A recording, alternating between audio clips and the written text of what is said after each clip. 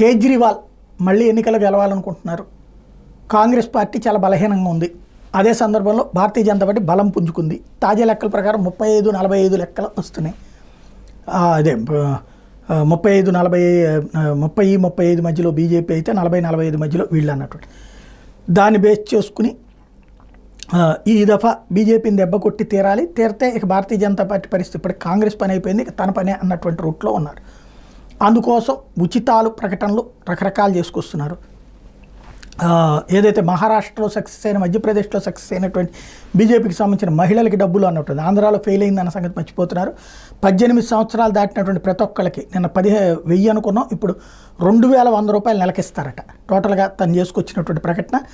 అలాగే వచ్చే అసెంబ్లీ ఎన్నికల తర్వాత ఇస్తామని, అంటే ఇప్పటికీ అసెంబ్లీ ఎన్నికలలో నువ్వే ముఖ్యమంత్రి అంటారు కాబట్టి లేదు రేపు ముఖ్యమంత్రి అయ్యాక మళ్ళీ ఇస్తానని చెప్తున్నారు.